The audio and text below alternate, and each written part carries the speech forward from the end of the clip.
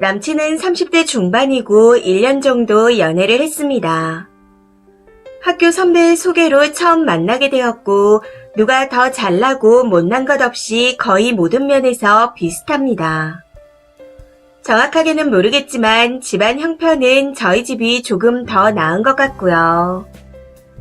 남친과는 같은 업종에서 종사를 하고 있어 서로의 연봉을 대충 알고 있고 데이트 비용은 늘 반반 부담했었습니다.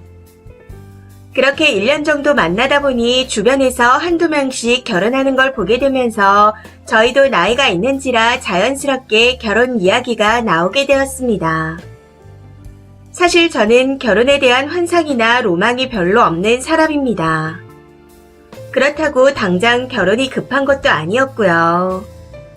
거기다 남친과 만난 지 아직 1년밖에 안 된 상태라 더 겪어봐야 한다는 생각을 하고 있어 처음 결혼 이야기가 나왔을 때 그다지 반갑지만은 않았습니다. 그냥 지금 만나고 있으니 결혼을 한다면 이 사람하고 하겠구나 하고 막연하게 생각만 하고 있는 상태였죠. 그런데 남친, 아니 이제는 전남친이네요. 아무튼 전남친은 나이가 있어서 그런지 결혼을 조금 서둘러서 하고 싶어 하는 듯 했습니다. 그래서 결혼에 대해 이런저런 이야기를 하게 되었는데 그 과정에서 완전히 헤어지게 되었네요.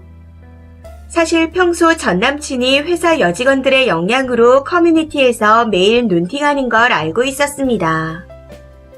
핫한 사연들이 있으면 저한테 알려주며 세상에 별 이상한 사람들이 다 있다고 얘기를 나눈 적도 많았고요.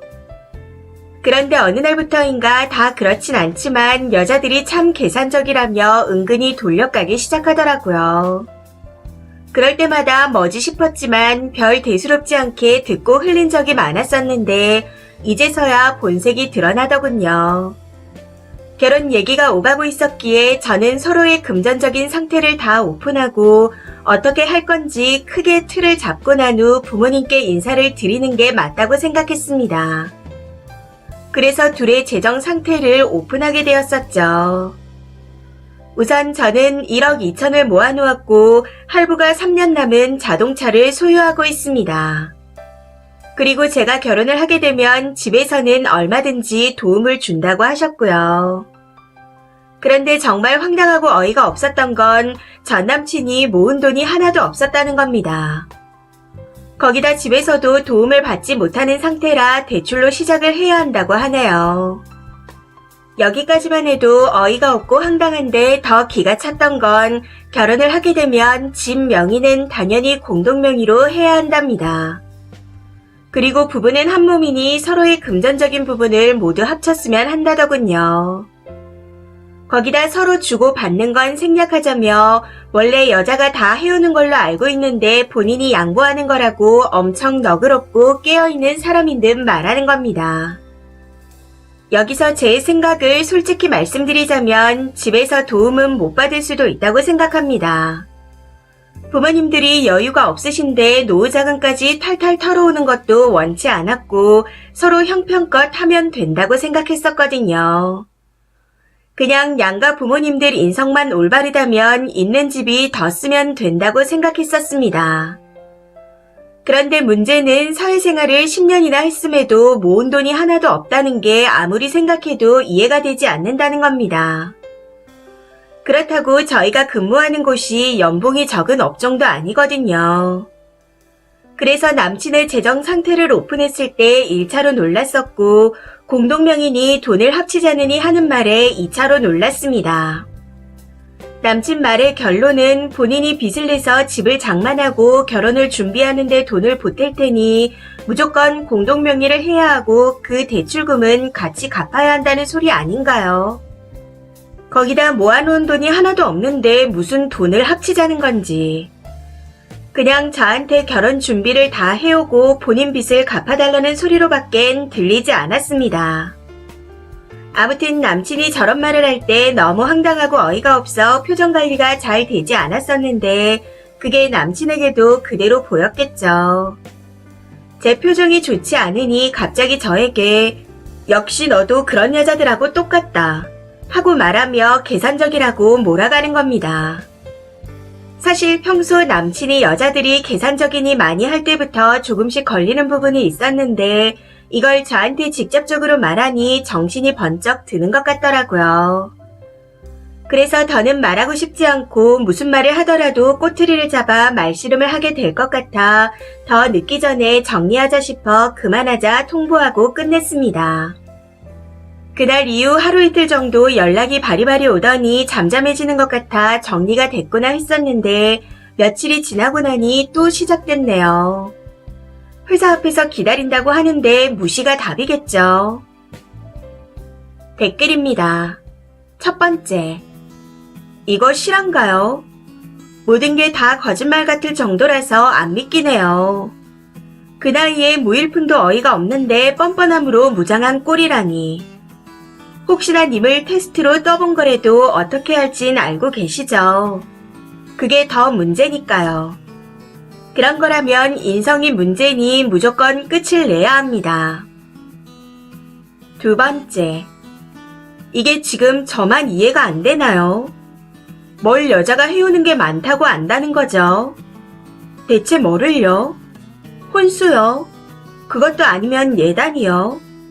그런 건 남자가 집을 해왔을 때 하는 거니 설마 그걸 얘기하는 건 절대 아닐 테고. 도대체 그게 뭔지 너무너무 궁금합니다. 세 번째.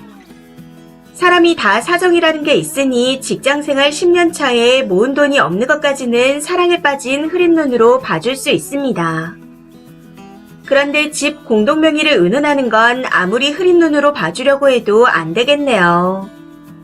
만약 님이 그 남자랑 비슷하게 돈 모은 게 없다고 했으면 과연 그 남자가 결혼을 하려 했을까요? 이건 그냥 무시하는 게 답입니다. 네 번째. 너도 역시 그런 여자들하고 똑같다고요? 어디서 단체로 교육을 받는 건가? 계산적으로 머리 굴리다 들키면 꼭 저러더라고요. 그 외에도 우리 엄만 안 그래. 우리 부모님이 얼마나 오래 사신다고. 너 이기적이다. 계산적이다. 너 된장이냐? 김치냐? 공식이 다 똑같은 것 같습니다. 다섯 번째. 같은 남자지만 어찌 저리 쪼잔할까요? 모은 돈이 없으면 염치, 눈치, 예의라도 있어야지 어느 것 하나도 없네요. 결혼 안 하시길 잘했습니다. 남자분이 자기 입으로 자기 욕을 하고 있었네요. 정말 잘 헤어졌어요. 더 좋은 남자 만나서 행복하세요. 여섯 번째. 집안이 어렵거나 사정이 있어서 모은 돈이 없는 것까지는 그래도 이해한다고 칩시다. 그런데 굉장히 미안해야 하고 먼저 결혼하자고 말할 주제도 안 되는 놈이 계산적이라니요. 거기다 뭐 여자가 다 해야 되는데 자기가 봐주는 거라는 둥, 경제적으로 합쳐서 공동 명의를 하자는 둥. 그게 지 입에서 나올 말인가요?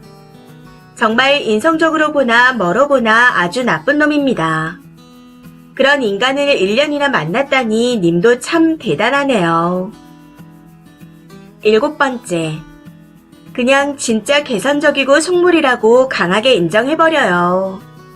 저런 류의 인간이 노리는 게 이거거든요. 멀쩡한 사람 속물 취급해서 아니라는 걸 스스로 증명하게 만들고 그 과정에서 이득을 취하는 거요. 나 계산적인 여자가 아니라며 공동명의 콜 하는 거죠. 근데 스스로가 계산적이라 인정을 해버리면 할 말이 없어져 버립니다. 유일한 공격 무기가 무력화돼 버리는 거죠. 아주 질 나쁘고 영악한 놈인데다 딴짓하느라 못 모은 게 아니라면 그 집안에서 가장 노릇을 한 겁니다. 반드시 떼내세요. 이 사연은 여기까지입니다.